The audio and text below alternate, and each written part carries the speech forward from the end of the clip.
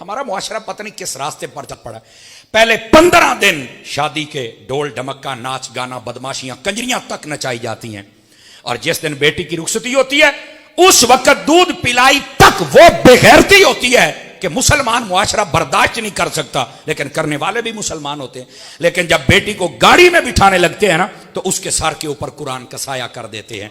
मैंने कहा ये कुरान 10 दिन तक तुम्हें पता नहीं क्या क्या पुकार के कह रहा था, उस वक्त तो तुमने इसकी सुनी कोई नहीं, कजरियां नचवाते रहे हो, और आज कुरान के साथ क्या क्या कर क्या रहे हो।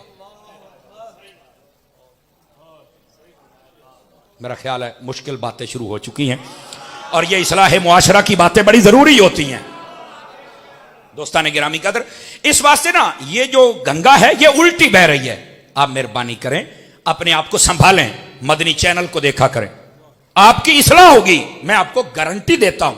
अब देखें तो सही ना, मेरे कहने पर 1 घंटा देखना शुरू कर दें, 1 घंटे के बाद बेशक उठ जाएं, और अगर बिठाने वाले बिठा लें तो फिर बैठे रहना। भाई देखें तो सही ना आप, फिर आपको पता चलेगा इस्लाह किस चीज का नाम है। गिरामी कदर हज़रात, मुझे पता है जैसी मैं तकरीर कर रहा हूं ना, इसमें तो लोग सुभान अल्लाह कहना भी छोड़ जाते हैं। हाँ, और मुझे वो लच्छेदार तकरीरें आती हैं कि आप सारे जेब में नोट लेके ऐसे ऐसे फेंको। उनको क्या करना जब हम अपना मन ही खाली लेके जाएंगे। असल बात यह है, तल हकीकत सुन लो, लेकिन कम अज कम अपने मन में कुछ लेके जाओ। उल्टी गंगा बह रही है ना, अब बात छिड़ पड़ी है तो 1-2 बातें और इजाजत हो तो सुना दूंगा आपको। हमारे यहां बड़ा अजीबो गरीब होता है ना, जब शादियों पर मैरिज हॉल बुक करवाते हैं तो कुर्सी लगवाते हैं ना, तो कहते हैं कुर्सी पर्दे वाली हो जिसके ऊपर कवर होता है पंजाबी जी छाड़ कहीं देने, ऐसा ही है ना जी, वो थोड़ा सा इसलिए मैं समझा दूं ना, तो उसके ऊपर कवर होता है। अगर किसी कुर्सी के ऊपर कवर ना हो तो लड़ते हैं, ओए तेनू पैसे नहीं देने, इसके ऊपर कवर डालो। मैंने कहा भाई मेरी एक बात सुनो, मैं हजरत अत्तार का नौकर हूं, एक बात का मुझे जवाब दो।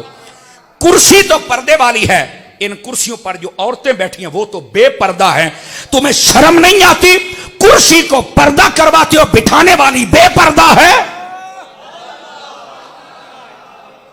मेरा ख्याल है या मैं समझा नहीं सका या फिर आप पहुंच गए हैं। कुर्सी ने पर्दा किया हुआ है। चलो अगर ये भी नहीं समझे तो थोड़ा सा आगे चल पड़ते हैं। गाड़ी लेते हैं 30 लाख की, उसके ऊपर कवर डालते हैं, दुकान पे खड़ी हुई कवर दे दिया, घर कवर दे दिया, जहां गए जल्दी ऊपर भी कपड़ा दे दो, इसके देते हैं ना गाड़ी कवर। उसी के अंदर अपनी बीवी बिठा के जाता है, बाल खुले हुए, कोई कवर शवर नहीं, बल्कि जो एरिए कवर करने वाले होते हैं वो भी खुले होते हैं, पूछने वाला ही कोई नहीं। मैंने कहा बता गाड़ी कीमती है या तेरी इज्जत कीमती है? कहता कीमती तो इज्जत है। तो मैंने कहा फिर बता मैं तुझे क्या यहां लकब दूं, कमीना कहूं, बेहया, बेगैरत, इंटरनेशनल कमीना, क्या कहूं? यह फैसला उस बंदे ने खुद करना है। जे तेरी इज्जत है वो नंगे घुमा रहा है और 30 लाख के ऊपर कपड़ा दे रहा है, हया कर, उसे पर्दा करवा जिसे पर्दा करवाने के लिए खुदा और मुस्तफा ने कहा। तवज्जो है कि कोई नहीं आप सभी हजरात? अल्लाह आपको खैर बरकत दे। ये उल्टी गंगा बह रही है। और ये नौजवान हजरात तवज्जो करें ना मेरी तरफ, आप सभी हजरात जितने बैठे हैं, और रात 12 बजे दुकान बंद करते, सवेरे 12 बजे उठ के आते हैं।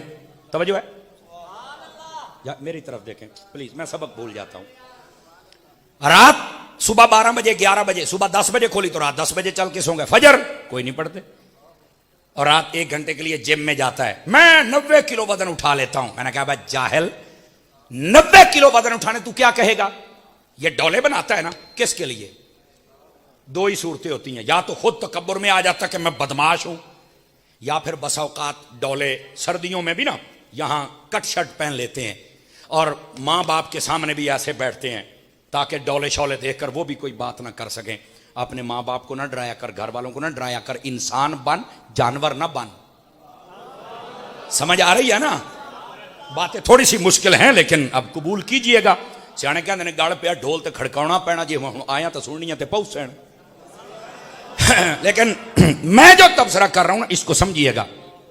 अगर तो डोले इसलिए बना रहे हैं कि पता चले मैं बड़ा जिसके साथ जी किया, झगड़ा किया, घर में भी आप जनाब फिरौनी बने हुए हैं, कोई फायदा नहीं है। दूसरी बात, आप कहते हैं कि मैं 90 किलो वजन उठा लेता हूं और क्या मैं बड़ा जवान हूं? अब मैंने कहा बेवकूफ, तेरी जवानी का तब पता चलेगा जब फजर के वक्त तू सिर्फ आधे किलो का कंबल अपने से हटा के दूर करेगा।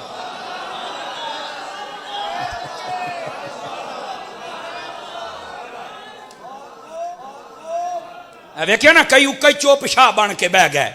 इस बात पे तो हम चौपशाहों के तो वैसे ही मानने वाले नहीं हैं, हम तो उन शाहों के मानने वाले हैं जो नेजों पे चढ़ के भी बोलते रहे थे ना।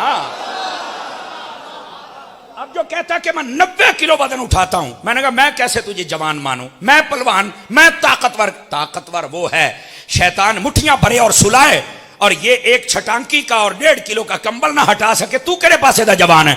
चस्ता है ये वजन उठा ना उठा, सुबह शैतान को उठा के पीछे मार और वुजू करके रब की नमाज पढ़, पता चले ये असल ताकतवर है।